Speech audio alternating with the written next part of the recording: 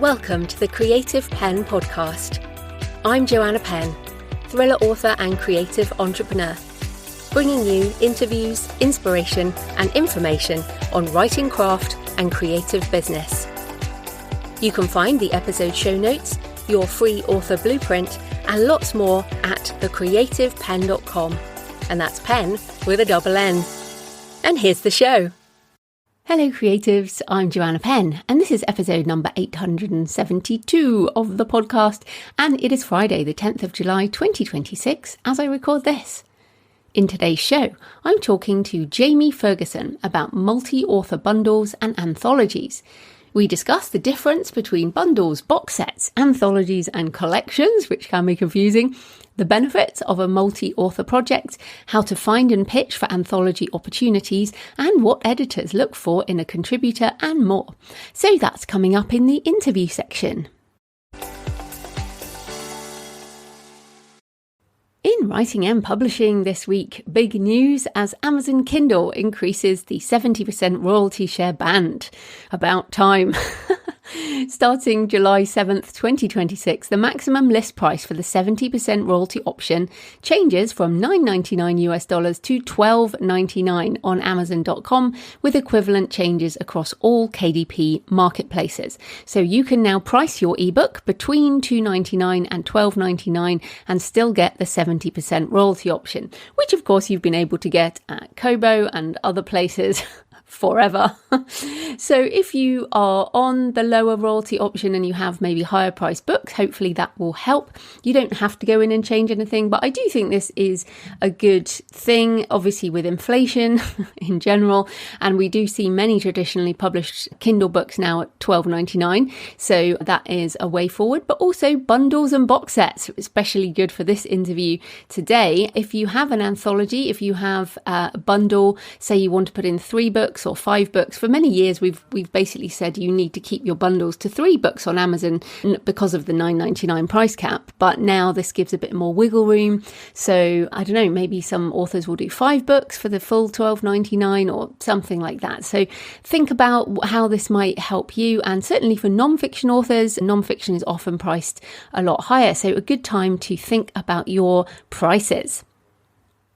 Then in book marketing, Voices by InAudio posted a great article on audiobook marketing tips you haven't heard already a million times. Now that made me smile and it did make me click, although I had heard their things before, but one of the tips is to post all audiobooks for free on YouTube. Now, this is something that many of us resist, but you have heard this before back on episode 805 last year with Derek Slayton. And actually, since that episode, I have been posting my audiobooks on YouTube for fiction and non-fiction. So the Creative Penn for the non-fiction and JF Penn author for fiction. And I have made some money from ads, but certainly not a lot. So I do think it's more of a marketing angle indeed. I know some authors are making that work, but they tend to be putting out serial fiction like Derek does, for example. So think about that, but lots more tips over on InAudio, link in the show notes. And if you didn't know, InAudio used to be Findaway Voices. So it's what many of us use, including me, to go wide in audio to stores like Apple, Kobo, library services and more. And of course you can use it for Audible and other things. But yeah, so that is InAudio. And then a great rallying cry from Seth Godin, who has been blogging every day for, goodness, must be 20 years now. Seth being one of the most consistent creators out there. So Seth's .blog is his site and he posts The Builder's Creed, which I really liked. It's quite long, so I'm not going to read it all, but some excerpts here from each section. He says, "Promise yourself to see optimism not as a prediction, but as a choice. Pessimists are sometimes right, but they rarely build anything." And as you know, I am pretty much an optimist in general, definitely a techno-optimist, and I lean into building and ignoring all of the hate and the drama and the angst, and in fact, just ignoring social media more and more, to be honest. Also from Seth, promise yourself to stop waiting to be picked. The world doesn't care about your credentials. It only cares about what you create. So yes, leaning into building there. Then he says, promise the work to make the tool serve the human, not the other way around. That actually made me laugh because I've talked before that I've been using Claude Code for loads of things to kind of run the admin side and marketing side of my business. And one of the things I've been doing is I'm like, okay, remind me to do that whatever day. And then we went away to Brussels and Bruges for a few days. And when I came back, I opened Claude Code and there were loads of reminders that I'd done. And Claude was like, have you done this? Have you done that? And I was like, hey, hold up just a minute. Move all of those reminders into next week. And it definitely felt for a minute like Claude was bossing me around. I was like, no, I am the boss here. Also from Seth, promise the work to know the difference between building something people need and needing people to want what you built. That is a real hard-hitting sentence for writers. To know the difference between building something people need and needing people to want what you built. And that last thing is what a lot of us do, let's be honest. I mean, I just did it recently with Bones of the Deep. I wanted to write that book. I wrote that book and then I was like, oh yeah, I wonder if there are people who might want this. As opposed to building something people need and is useful and is something that they're looking for. So yes, that is the difference between writing to market and writing from just the book of your heart. Now, I think both are completely valid, but I think what you need to be aware of is if you need people to want what you built, you're less likely to make as much money as building something that people need and are clamoring for. And this is just, again, the truth of being a writer. Some genres are just more popular than other genres. That is the way it goes. And I don't think we can necessarily help what we love to write. We just love what we do and find different ways to reach even a tiny audience is good. And then promise each other to be just as enthusiastic about the success of other builders as you are about your own. Scarcity is a story. Possibility compounds. I love that. Possibility compounds. Yes, it does. I actually absolutely believe that. And then a few things. Promise the future. To remember Socrates was right that writing would change memory. He was wrong when he insisted it would diminish us. And that is a reference to Socrates, who was absolutely against writing anything down. He basically thought that writing would destroy people's memories and they would get worse, and therefore nothing should ever be written down. And of course, he would not be remembered today without somebody who wrote stuff down. But yes, I'm sure you can relate to what that's talking about. Anyone who insists that change is always a bad thing is not necessarily correct. Also, promise the future to notice that every era has its printing press and every era has its people who burn the books. Every era has its printing press that enables more people to create more words to reach other people, and every era has people who burn the books who just want to destroy. And promise the future to hold the lever of possibility and technology with both hands.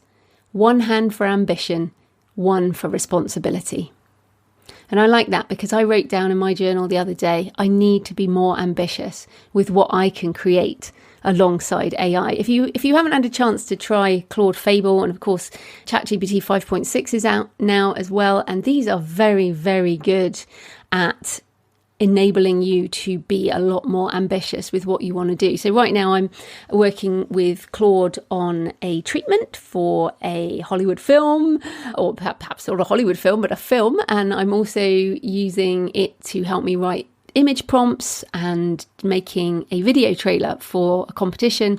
The competition, I need to do a trailer and a treatment. But of course, in order to do that, I need to essentially write the screenplay, come up with the world and the characters. And so I'm pretty excited about it. It's called the Future XPrize, and it is about writing things that are positive about the future with AI and robotics and technology.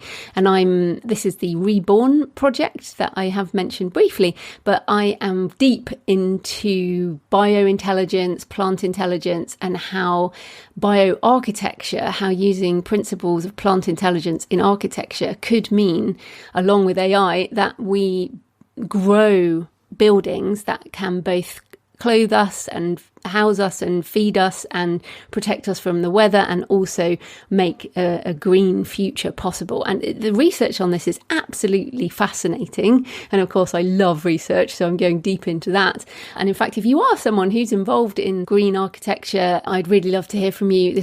I am planning on turning this into a book, I think, because the sort of positive future of technology solving these problems of the future is something I'm very keen on. And the whole premise of this Future Vision XPrize is that we can only inspire people to change the world for good if we give them visions of positive technology and not just the Terminator.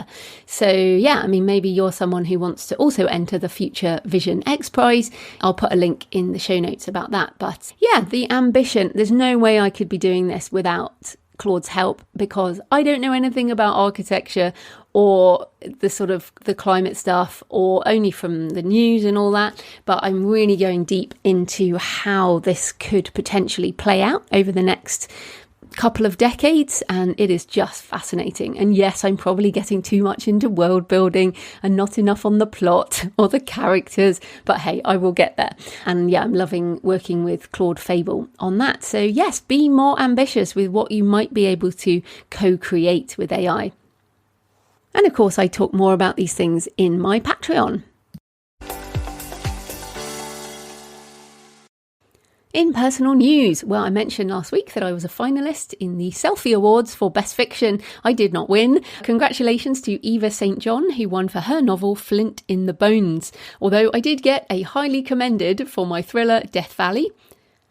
The judge said, clearly written by a wonderful author, this locked room mystery was a fun read in a unique and very deadly setting. If you enjoy a good thriller, you won't want to miss out on this. So that's nice. Always nice to get a positive comment and a commendation. We were also away last weekend, as I mentioned, in Brussels and Bruges in Belgium, cathedral and church and relic hunting. Bruges is lovely. If you've been there, you would know it's just very beautiful architecture and just, nice place. And the highlights were the Jerusalem church out on a private estate with a relic of the True Cross, and an excellent chapel with a macabre altar carved with skulls. And also I got to see the relic of the Holy Blood, which was available for veneration. And although I am not somebody of the Catholic faith, I went to the veneration and to have a look at it, and fascinating. And those of you who read my fiction as J.F. Penn know I am a little bit obsessed with religious relics and also ecclesiastical architecture. So hopefully I will get these into my next arcane thriller. I should mention, just back on my Reborn project that I talked about, I am essentially growing a Gothic cathedral. This has a crossover with my Gothic cathedral research. I want to have a future of architectural beauty that is grown with plant intelligence. It's just very sci-fi, very different to anything I've ever written. But hey, we have to sometimes lean into our muse. Also, we did a lovely canal boat trip in Bruges, very recommended if you go. Photos on Instagram and Facebook at JF Penn Author if you want to go and have a look at my reels. Also, if you'd like to understand how I research my fiction and incorporate the darker side of travel into my books, I have a written interview on Anna Sayburn Lane's Substack about the story behind the story. Link in the show notes. And Anna has been on my Books and Travel podcast. We both geek out doing our research. Also, while I was away, I had some time to think about what I need to change in terms of this podcast. Something that has been on my mind for a while about how things need to change in general. And I made a decision.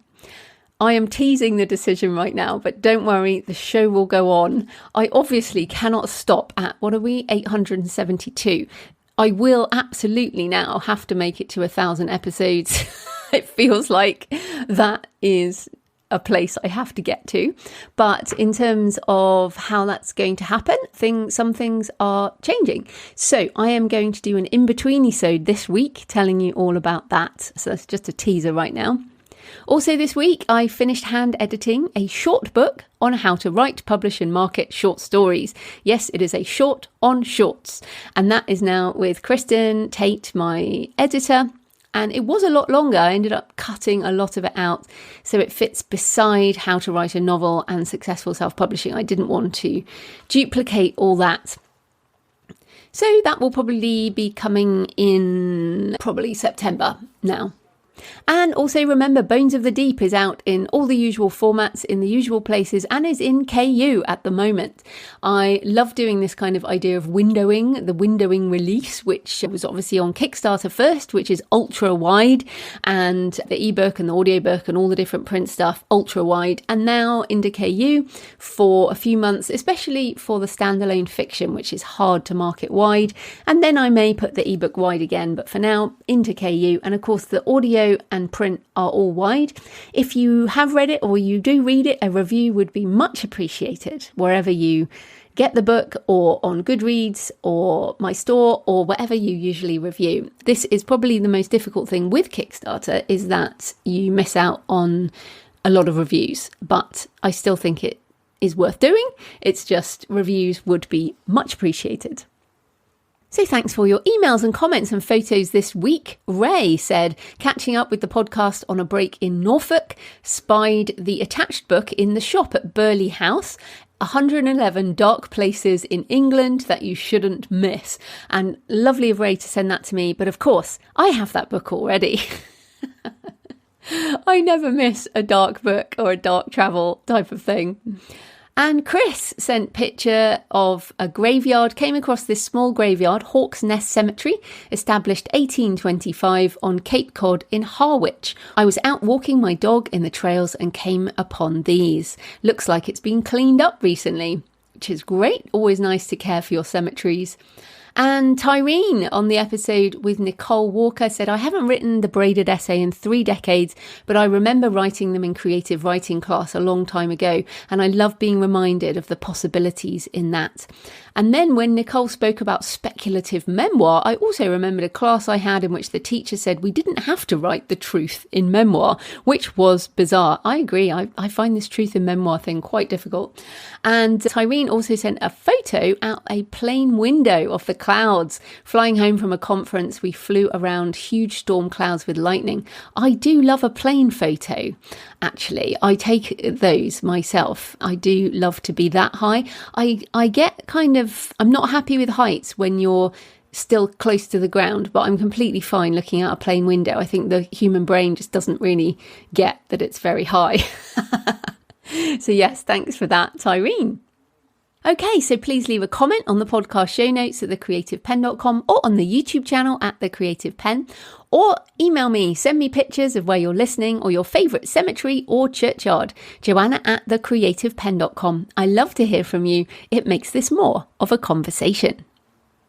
So today's show is sponsored by BookFunnel, which I use to deliver my ebooks and audiobooks for my free reader magnet, and also to sell direct from my Shopify stores without having to worry about deliverability and customer service, since BookFunnel handle all that.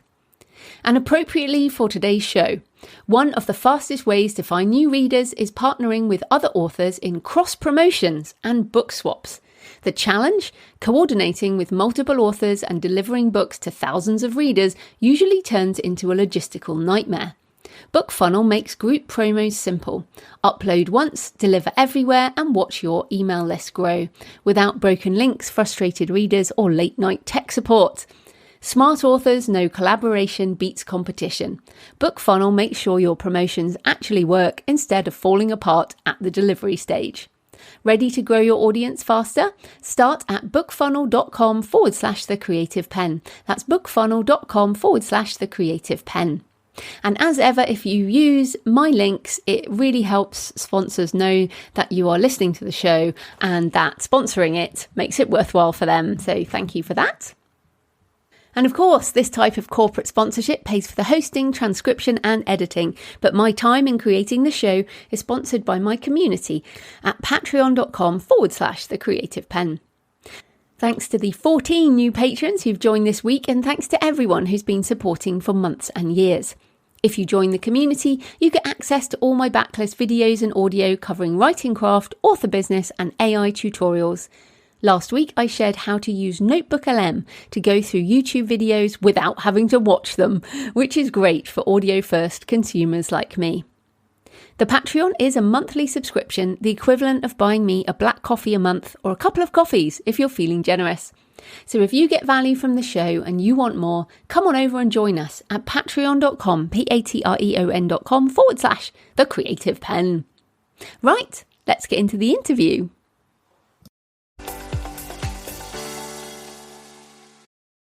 Jamie Ferguson is a fiction and short story author, editor and publisher with over 20 anthologies and multiple ebook bundles through her own press.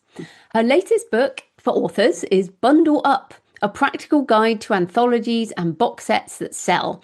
And just for context too, one of my short stories, The Dark Queen, is in the Amazing Monster Tales Into the Briny Deep anthology. So I'm excited to talk about this today. Welcome to the show, Jamie. Thanks for having me, Jo. Yeah, so lots to talk about. But first up, tell us a bit more about you and how you got into writing and self-publishing. Oh, well, I wanted to be a writer since I was, I don't know, at least 6, maybe before then. So it was just something I always wanted to do, but I always did it on the side. And I had a year, many years ago, where I was really busy with work, and I just felt like I didn't write anything the entire year. And I thought, I'm going to give it up. And then the next year, that was 2011, I started seeing more about self-publishing. And that just really kind of invigorated me and made me feel like, no, why am I giving up something I've wanted to do since before I went to school? So I got back into a novel I had worked on years before. I went to a writing workshop with Dean Wesley Smith and up in Oregon back in the day. And then I had my energy back. And so I've been writing ever since. Still on the side, unfortunately, but someday. And just tell us a bit more about what kind of genres you write, because balancing your own books with also doing these anthologies and things is quite difficult. Yes, it definitely is. I'd say I primarily write contemporary fantasy. I'll write anything in any genre if I'm really excited about it. I also have a soft spot for Westerns. They take a little more time because I like to research all the facts, but those are really fun to write. And yet creating anthologies on your own is actually quite a bit of work. And one of the things that I also do is I work with 2 other authors, Deanna Knipling and Tammy Veldora, and I'm creating more anthologies with them. And that's really fun because then we can each kind of take a different piece, and there's always somebody to talk to as opposed to you're just doing it on your own. So let's start with the terminology, because I definitely struggled with this, and I think people still do. So we've got bundles, we've got box set, we've got anthology, we've got collection, and are these in ebook or audiobook or print? So can you just start by explaining what all of these words actually mean? Yeah, that's in my book. I actually use the term multi-author collection or multi-author project because there are so many different permutations and it does get confusing. So from my perspective, I think of a bundle as a collection. It could be a collection of ebooks. Technically, it could be a collection of print books, although people generally use box set for that. But then box set can also be a box set that's all ebooks. An anthology, I usually use anthology for something that's a collection of short stories where there's an editor who's actually edited all the stories. But I have actually had stories in anthologies where somebody didn't edit them and they would technically be called a curator. So it is definitely confusing for sure. And I have not done anything with audio collections, but that certainly is another area that I actually think is pretty interesting. Yeah, and I also think that a single author, so I've done a short story collection, but an anthology is multiple authors. Is that right? Yeah. Yeah, and I think when I came into the indie space, there were a lot more multi-author. We all called them box sets back in the day when it was just ebooks, right? And now we can actually do boxed sets with boxes through things like Book Vault. So it feels like Right. the term box set has also gone out of fashion. So I think if people listening are thinking of doing any of this, you do have to figure out what is the thing you might be signing up for. So let's talk about the multi-author projects, as that's where you kind of specialize. What are the benefits for an author to be involved in a multi-author anthology project? The biggest benefit is you are one of multiple people promoting the same project, whether it's print or ebook or whatever. And so if, like, for example, if I put out a short story collection on my own, I'm the one promoting it. And maybe I can get a couple other people to write about it or something, but it's really just me. If I'm part of an anthology with 15 other authors, that's 15 other people who are promoting the same project. And so that's more newsletters, more Facebook posts, what maybe on their Patreons, whatever it is. It just really emphasizes, or you get more synergy and you just get more touch points with potential readers. And then hopefully that translates into sales as well. So that's definitely the biggest part of it is the promotion. And then I also personally really enjoy these types of collections because it's just fun to work with other people. And there's just kind of a nice energy when everybody's like, oh, here, I put this in my newsletter and I put this here and I put this here. And you feel like you're part of something bigger than just your own piece. And what about the creative benefits when, I mean, especially with short stories, often people will write them for a collection or for an anthology project? Yeah, I've definitely written some stories that I never would have thought I'd write because somebody who I knew asked if I would be interested in being in their collection, whether it's an ebook bundle or a print anthology. So at least for me, that's been really fun. One of the ones that stands out is I was asked to be in a dinosaur collection once, and I was like, I don't write dinosaur stories. And then I did. I said a dinosaur story in London, and it was really fun to write. And I never would have come up with that in a million years. Mm.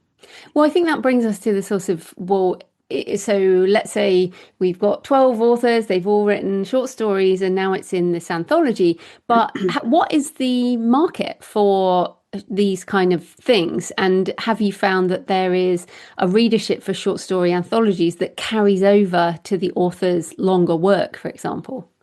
There is, I like to think of it as if I have a story in a collection, or an anthology, whether it's one I'm editing or somebody else is editing, that's one more place for people to find me. A lot of times anthologies will take reprints as well, like your story with The Dark Queen, that was a reprint. We asked if you'd be interested in participating in the Amazing Monster Tales series. And I actually really like printing stories again that have already been published because there's a lot of stories out there that you just, it can be hard to find them. Or if it's like an older book, like I have one author I've known for like 30 years. I reprinted one of her stories that was originally published in, I think, 1999, and the anthology it was in was out of print. Like you couldn't find it. And it was a fantastic story. And so it's just kind of fun to be able to give new life to those stories and give them more opportunities. And then also have more ways for people to find you. Mm. Yeah, I definitely think it's a long game. Like, I don't think appearing in a short story anthology in one particular month is going to mean that your whole back collection just sells, right? No, definitely not. It's more about avenues to be found.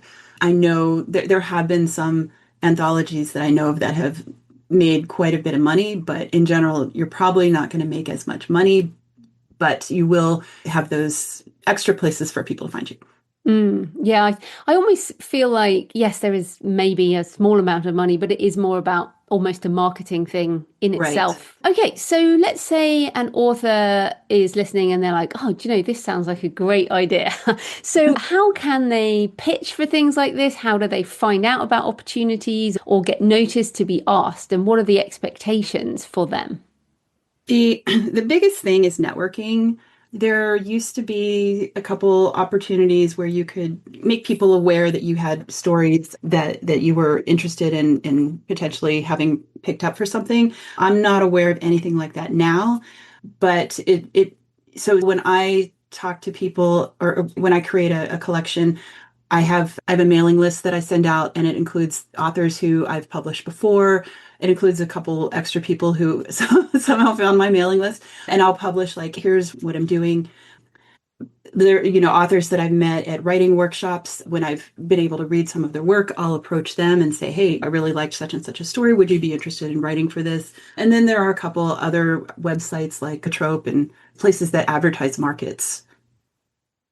Yeah, I've found them also on, like you say, small presses that do Mm-hmm. these kind of projects. They often put out one call for submission a month or something, and you can write for their particular thing. I think that in general, the short story markets are the places to keep an eye on. Yeah, definitely. And then if an author wants to do that, like if they want to pitch to have their story as part of an anthology, do you want to know things like platform, or is it just the story itself? I personally look at the author's platform. I do make exceptions. Like there's one author, actually two authors that I have worked with a couple times who don't have websites. They are people that I know personally, and they are very, very good writers. And so I will make an exception for things like that. But otherwise, if somebody submitted a story to me and I didn't know that person, I would check out their website, I would check out their social media, I would see what else they had done, because part of what you're doing when you're creating a collection is you're thinking not just how will I, as the person organizing this, promote this collection, but how will the authors who are participating help promote it as well? If it's somebody who has a lot of fans, even if they're not very active on social media, that can help a lot too.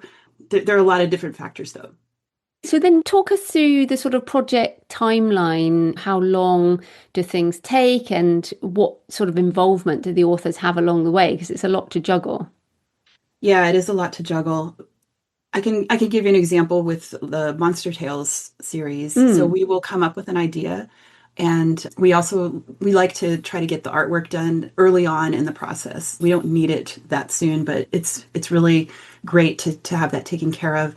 We will contact authors. I think for this one, we've used my mailing list, but we've also contacted a number of people individually that we know who write the style of stories that we like. Then we get, as the submissions come in, we usually wait till we have a nice chunk of them to start going through, and then we'll pick some right away. Like sometimes it'll be like, oh my gosh, of course we want this story. We'll just wait to fill out the other slots. Then we will negotiate. Sometimes it's like, I want this story. Well, I want this other story, and we have to figure out how the word count works. And then once we finalize the stories, then usually what happens with that anthology is Deanna is a very, very good editor. And so she will make the first editing pass through, and then I will make the second. And then now Tammy's involved. So Tammy will make the third, and then we'll kind of iterate. And once all three of us have gone through the first time, then we'll send the story back to the author for edits.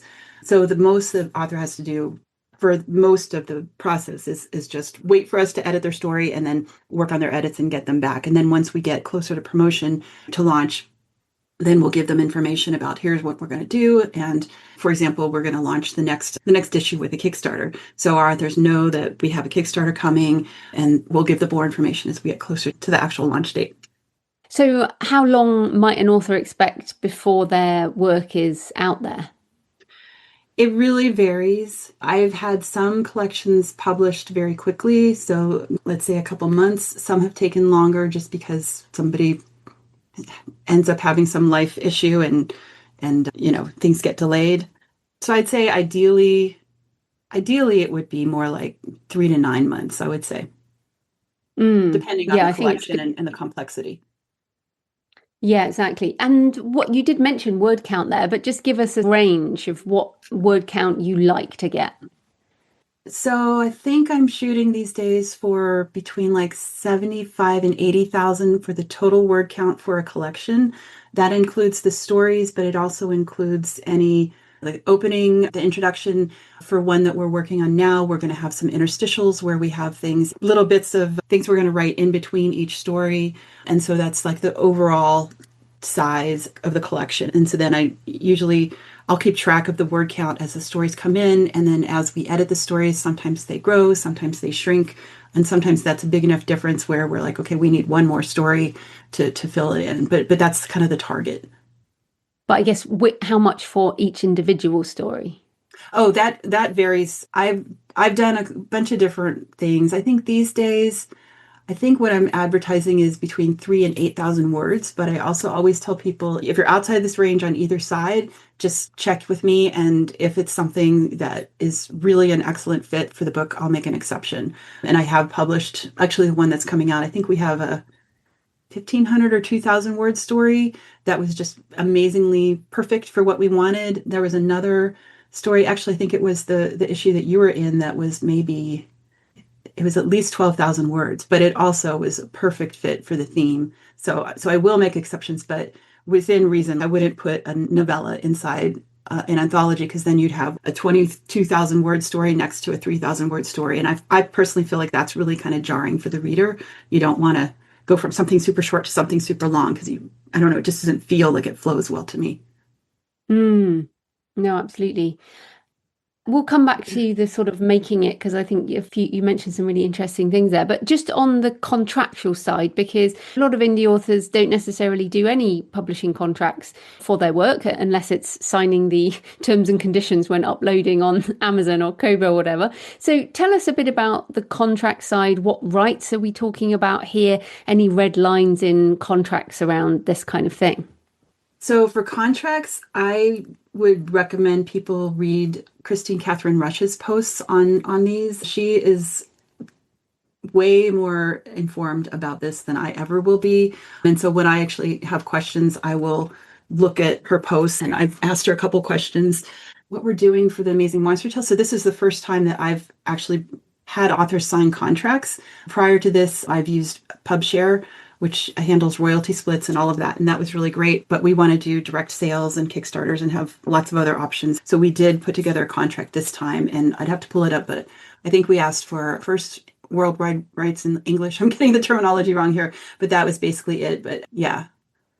Or I guess reprint rights if Yes, the yes. story's already been licensed. Correct. Yes, we have two contract templates, one for original stories and one for reprints. And yeah, so we made sure to make that distinction because it is definitely a distinction. In the book, Christine Catherine Roche's book, it's called Closing the Deal on Your Terms. And I highly recommend that for anybody interested in learning more about contracts. Yeah, I think that's great. And just for people listening, when you said you didn't have contracts before, you just used PubShare. So in Right. that way, the author still retained the rights and you just split the royalties. It was more of a co-writing thing. Correct. When you publish stories through PubShare, the author signs an agreement with PubShare, and then I, as the editor or organizer, would also sign a separate agreement. So our agreements, each of us have an agreement with PubShare. We don't have agreements with each other, if that makes sense. Yeah, so it's very different to move into Kickstarter then. So tell us, you've been publishing things like and what you're now moving into. Well, Kickstarters are a new world for me personally. I have many friends who have had Kickstarters. I've supported Kickstarters. I watch them, but it's something where I'm very, very happy to have two partners who have done Kickstarters before. I'm not sure how many Tammy's done. I think Tammy's done the most at this point. And so yeah, so this is all new to me, but it's very exciting. And it's also at this point, we have a backlist. And so part of the plan is to offer for the Monster series, part of the plan is to offer the issues 1 through 4 as part of the rewards for when we launch issue number 5. And that's really kind of exciting because I never had a backlist like that before. Yes, and in fact, the money is in the backlist as ever, and those add-ons or the bundles as part of Kickstarter are great. So are you going to do special print editions or is it digital only? We are talking about special print editions. You mentioned Book Vault earlier. We've been looking at Book Vault. Our other anthology series that has not come out yet, it will also launch with a Kickstarter. It's dragon themed, and Tammy actually did the cover work, which is beautiful. And so we've talked about, like Book Vault just gives you so many options that just never had them before. So I'm very excited about that. Yeah, I think it's a really good idea. I mean, I did gorgeous hardbacks for my solo author collection. So yeah, I think it's a great idea. So from the publisher side then, let's come back to that. I guess you've mentioned you have to write things like potentially an introduction and interstitials, and you're trying to balance the stories. But what are some of the other things that if people want to organize their own anthologies that they might think about? Oh gosh, where to start? I mean, there's the basic setting up of the anthology, so you have to define the table of contents. You might get a bunch of stories that are really awesome, and you might have to tell somebody who has a wonderful story, and maybe even who's a good friend of yours, that you're going to pass on it because their story doesn't fit with all the other stories. So that every time I have to do that, I feel kind of bad. But it's being on this side, it's really interesting to see how you can tell which stories fit together and which don't. There's also the editing process, which can be a lot of work. Part of what I like about working with Tammy and Deanna is Deanna really loves editing. I feel like I'm a good editor and I can do it, but for me, it's more of a job. For Deanna, she like loves it. And so she does the bulk of the editing, which is great. When I do it on my own, I feel like this is a task I have to do. And so that's just having to think about that. There's lots of cat herding. Sometimes people take a while to get their edits back. Sometimes they have life events and you have to delay things because you're waiting on them to be able to get to their edits. There's all the little tiny pieces of organizing things. Like if you're reprinting stories, you need to make sure that you get the copyright attribution correct. And a lot of times I will have to go and look up where something was originally published. An author might say, oh, it was published in this year or whatever. And I'm like, okay, actually it was published in this other year by this other thing first. And so I'm trying to be organized there. And then I think one of the things that very, very infrequent, I think it's only happened to me twice, is every once in a while you're in the middle of editing a story and you have to pass on the story, even though you've already accepted it, because the editorial vision and the author vision for the story are not the same and you can't reconcile that. I think it's really interesting because so much of what you're talking about there, you mentioned vision, it's almost taste. And you're saying like which stories fit. It's not just a case of, I don't know, pirate anthology and then picking 10 stories about pirates, right? You seem to be going much Right. more thinking about this in a more artistic way. So can you talk a bit more about that? Like, how do you decide on a theme and then how do you know that a story doesn't fit? In the beginning, I was not this selective. In the beginning, I'd say, for example, hey, I'm putting out a collection about fairies. Give me a fairy story. And that was it.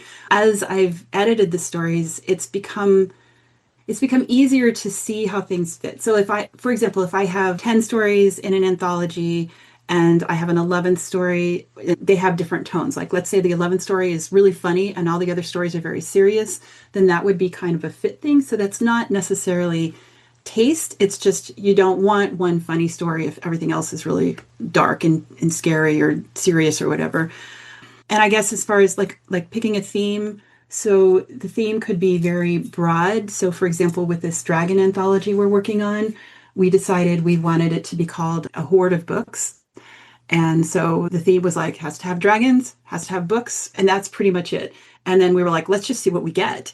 And then we Mm. were very surprised actually at what we thought we'd have more serious stories, and it turned out most of them were very lighthearted and really fun. And we're like, you know what? That actually changes the way we're looking at the whole series because we did not expect that. With the monster series, we will pick a theme. So for example, the next issue is Monsters in Love. And for those, it's more like, let's just see what happens. But sometimes I'll have a more specific theme. So the next anthology that I'm publishing on my own, it's called Fairy Bargains. And I wanted people to obviously have fairies, but I wanted there to be something related to the mythology and lore of having a bargain with a fairy. And there's a lot of stuff about that. And so for some things like that, when I put out a call, I'll provide information. Like I might say, here's a link to a Wikipedia article. Here's some story or some mythology that might be helpful for you, just because I want things to stick a little bit more on the theme itself. Whereas if you're saying Monsters in Love, I can tell you with Monsters in Love, there's a very wide range of stories, and that was very fun to work through. Oh yeah, I mean, there's a lot of monster on the, let's say, the spicy side as well. Oh, But I imagine you were you doing a clean Monsters in this, Love as opposed to in Lost. yeah, this is a clean one. That's pretty funny. Yeah, but boy, when you give authors the room for these types of things, you get all kinds of stories, and it is super, super fun to work with those collections. Yeah, and as you're talking, I definitely want to do more short stories. It's really interesting because you can actually generally get paid more for a first print, right? First print rights on a short story. But I often want to just publish it myself, and then I was really happy to be in your one because it was a reprint anyway. And so I was like, well, there's absolutely nothing to lose if it goes in as a reprint. So I think these things can be really interesting. But talking of the finance from your side of things, so you have a small press and you are doing this publishing yourself, but you're paying all these authors and you're doing a lot of work. So how does it work as the publisher in terms of these anthologies financially? With the ones that we've published so far, because we've gone through PubShare, it's been a royalty split. And so as the editors, we would take a percentage and then we pay for the artwork and then of course all of our time. And then so I think what we were doing there was saying 70% of the royalties would be split equally between all of the authors and the stories. And so, for example, if I had a story as well, I would get part of the author split, the same percentage as everybody else in the collection, in addition to the editor split. For what we're doing now, we've changed this a little bit. I believe we said 60% goes to the authors, and then we're going to keep a share of the proceeds for the business, because we want to be able to pay for the artwork out of the business account. We want to pay for advertising, whatever we need to do to set up. Like if we need to do something with setting up our store, if we wanted to invest anything, we want to be able to do that as the business, as opposed to it's just us doing this on our own kind of thing. Just trying to treat it a little bit differently. Yeah, and I mean, I know it's so much work. It's a crazy amount of work. And how many anthologies and books do you have to do in a year to make it worthwhile financially? I mean, Oh, I don't know. I would say unless you get an opportunity, like for example, to have an anthology in a story bundle or something like that, you may not break even. But if you're going to do this, do it more for the marketing, do it more because you enjoy it. Now, going forward, I think that will change because we are looking at Kickstarters, we are looking at direct sales. We're very motivated to try to make this more of a business thing than kind of a fun side project. So yeah, ask me in a year. yeah, hopefully more. I do think Kickstarter is great for short stories. I buy quite a few collections on Kickstarter. I think they're actually really hard to discover through, say, Amazon. Like, I Yeah. think it's a place that is quite hard to identify short stories. Whereas I've bought collections on Kickstarter because there's so much more of a sales page. There's so much more rich media that tells me how I'm going to feel about the stuff. And I've bought short story anthologies and collections from people I don't know. So I think it's actually a really good thing to do. I think there is an audience there. Yeah, definitely. And it does feel like the anthologies on Amazon don't sell as well, like you don't make as much as you used to. That's because I've been doing this for, well, gosh, 10 years now. And I feel like the sales numbers on Amazon in the past year were noticeably lower than they would have been 6 or 8 years ago. Oh, So I for am very sure. excited about Kickstarter. Plus, Kickstarter just feels really fun. You're not just throwing your book up. You have all the extra stuff with the page, and you have the rewards, and it just feels really exciting. No, I agree. I really love it. I didn't do it for a long time and now I just love it. So staying with the publisher side of things, any sort of practical formatting and production tips? Because doing these types of projects where all kind of people just send you different stuff and all that. So anything there practically. I have a style guide, and so whether it's me or it's the group project, once all the edits are complete, I will do a formatting pass through that, and I'll make sure, like, I use curly quotes and the same M dash format and everything, just so everything in the book is formatted the same way. Every once in a while, there's an author who has something particular that they want, and I can work around that, and that's fine. I work with a lot of Canadian authors, and so I will let them keep their Canadian spellings. I don't think everybody does that, but that I feel like that's their voice in a way, and so I don't correct those. I might check some things there, but I think the formatting is important. I think it makes things look better if everything has the same style. And then I use Vellum, which makes things really easy. And I love Vellum. Because I publish so many authors at this point, I have a Vellum file where I store just their biographies and their links. And so then when I publish a new anthology, I'll be like, okay, I'll just go grab Joe's author page about the author page from that collection, and I'll put it into the new file. And then I also track when is the last time I checked with the author about the biography. And if it's been more than a year, I will check in with them and say, hey, do you have an updated biography that you want me to use? Or here's your links. Do you have any different links now or whatever? So that makes it a lot easier from the formatting standpoint. Yeah, and you mentioned Vellum, and having done box sets on Vellum, you can just drag a whole book in there. If you want to do a 3-book box set, for example, or 3 short stories, whatever, it's much easier to just drag things in, right? And it makes it easier to format. So I would say to people, you don't need to worry too much about that. There are lots of things that can help you, I guess. But even like with doing the print stuff for the Kickstarter, people have opinions, don't they? So in terms of authors' opinions and managing, you mentioned herding cats. Like, how do you manage all of that side of things? I haven't actually had a lot of trouble with that. I think the authors I've worked with, they seem to feel like they gave me their story, and then once the edits are out of the way, I haven't had anybody have any issues with the cover. Usually they love the covers, especially with the monster series. Yeah, so no problems there. Oh, that's good. Well, I would say then a tip would be to make sure you're communicating. Like if you're somebody who's Oh, organizing, so talk a bit about communication. communication is very important. What I try to do is just send regular updates, especially if it's like I'm in the middle of edits or I'm working on something and I'm not ready to launch. I'll send an update email out to the authors and just say, here's what's going on, here's what the plan is, or if the plan has to change, if the launch date has to change for some reason, I'll let the authors know about that. Actually, with the upcoming Monsters in Love issue, we were originally not going to do a Kickstarter. That was a late decision. And so I contacted all the authors and said, we've changed our plans. We're going to launch this with the Kickstarter. Please confirm that you're okay with this. And one author was not comfortable with the Kickstarter idea. So he pulled his story, and then we found a replacement story for that. But I just feel like the communication piece is really essential. Yeah, it's really important for the authors to know what's going on. Yeah, absolutely. So then we've talked, I guess, that marketing is a good thing in terms of there are lots of people marketing, but how are you effectively marketing these kinds of books as the promise is quite different to a single author project? Right. There's the usual write a release post, write posts on social. I do additional things. So I will publish what I call a story spotlight for each story in the anthology.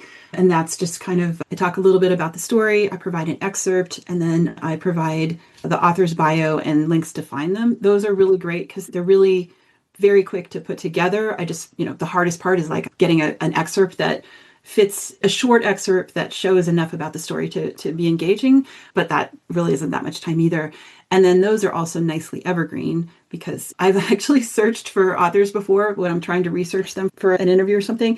And I've found my own spotlight posts and my own interview posts with authors come up at the top of the list, which is kind of funny. I also will do interviews with as many of the authors in a collection that are willing to participate. Sometimes people just literally don't have the time. I don't make this required, but I usually get 80 to 90% of the authors participating. So, for example, this year I'm in a couple bundles on storybundle.com, and I'm doing interviews for people there, and it's also really fun, and you're not paying for advertising, you're just kind of creating something that then the authors are excited about and they want to share. So it promotes the collection, but it also promotes the author, which I find really really nice because it's just kind of a nice networking thing too. And I'm happy if someone wants to interview me too. It's like free publicity for each person in addition to the collection. Yeah, I love that you've used the word fun quite a lot, which I find amazing. You're obviously a super collaborative person, and I've co-written a number of books, and obviously I've been part of some collections and things, and I really think that there are definitely two personalities. One, like me, where we really love the creation stuff and the publishing stuff, but we're hyper controlling. And then someone like you, you're very collaborative, you're doing such a great job. And to people listening, I would say, if you're more like me, don't organize an anthology. What you want is Jamie or somebody who actually finds it fun to organize a big group of authors. Yeah, it is definitely interesting working with other partners in this because when I publish an anthology on my own, I make all the decisions. I pick the artwork, I pick the theme, I do everything. I decide the table of contents. But when you're working with other people, you do need to negotiate. So we've had a couple times where it's like, I want this story. Well, I want this other story. I don't like the story that you want, and so we have to kind of barter in a way. But aside from that, I mean, it is nice because you get to split up the tasks. And so you like I could focus on things like the organizing, or I put together I do the vellum files, I do the final cover and everything. For the Kickstarters, Tammy's got more expertise there. So Tammy's going to be working on the Kickstarters for our collections together. And it's like if I had to do all this on my own, it's a ton of work. It's a ton of work. So it is nice to split it up. Yeah. And of course, one of the things is managing like so many moving parts. And you've actually built a tool to manage all this. So tell us a bit about that and how it might be useful for people with big backlists as well as anthologies. I kind of think of it as a publishing management application. And the original idea is for years and years, I wanted a software tool that would organize, basically do catalog management. And because I had managing my own catalog, and then I was also managing, at this point, I've published at least 20 anthologies. And so that's a lot of authors. And then last summer, I had an author who I published a number of times she was going to, I think, Worldcon, and she asked if I could give her covers for 5 anthologies she'd been in so that she could make some promotional material. And I was like, oh, yeah, sure, I can do that. And then I was like, well, wait a second. Is this in Notion? Because I started trying to use Notion last year. Or is it in a spreadsheet? And it turned out her information was in like 3 different places. And I had to work to pull it together. And then I was like, you know what? That's it. I'm just going to finally write this application. So InkWren, it manages your stories from, like as an author, I can manage my stories. I can track these are published, these are drafts, these are just kind of ideas, whatever. I can track my publications. From the publisher standpoint, it's really helpful because I can track each anthology that I've published or I'm working on. I can track the edits, I can track the contracts. I can upload contract templates. So we talked earlier about the original and reprint contract templates that I use.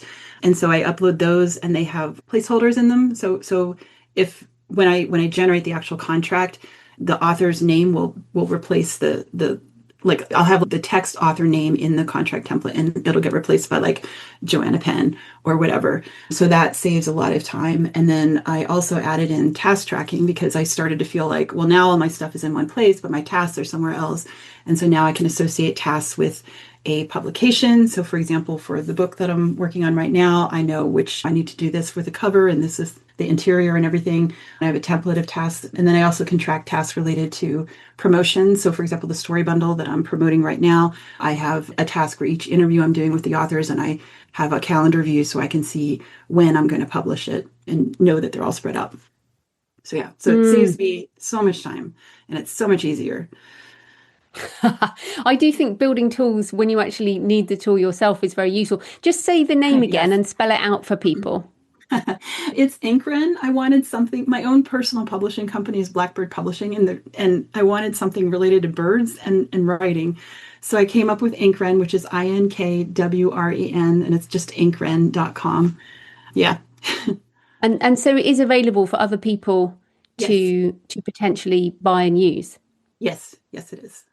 Well, yeah, I think that's super useful because it's very hard when people are starting out and they think, oh, well, I've only got one book. Why would I need any kind of tool to manage it? But over the years, your backlist grows, and especially with short stories. So I love that you've built this, and there's probably more that you can add over time as you expand the business yourself, and just so much potential. So we are at the end. So where can people find you and your books and everything you do online? My author website is jamieferguson.com. And then obviously I mentioned InkWren earlier.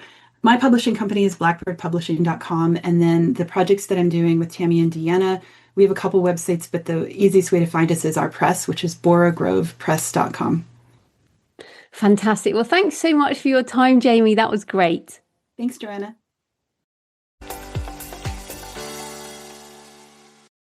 So I hope you found the interview with Jamie interesting and that you might consider writing for an anthology or even organising one yourself. Let me know what resonated with you. Please leave a comment on the podcast show notes at thecreativepenn.com or on the YouTube channel, or email me, joanna@thecreativepenn.com. Also, please send me pictures of where you're listening or your favourite cemetery or churchyard, or crypt or death culture place in general. Coming up this Wednesday, I have a special in-between-isode and an announcement about the changes to the podcast going forward. Don't worry, the show will go on, just with a little shift. And next Monday, it's back to the usual interview schedule, guests to be announced since I am behind on recording. So, surprises on the way in the week to come. Happy writing, and I'll see you next time. Thanks for listening today. I hope you found it helpful. You can find the backlist episodes and show notes at thecreativepenn.com/podcast. And you can get your free author blueprint at thecreativepenn.com/blueprint. If you'd like to connect, you can find me on Facebook and X at The Creative Penn, or on Instagram and Facebook at JFPennAuthor. Happy writing, and I'll see you next time.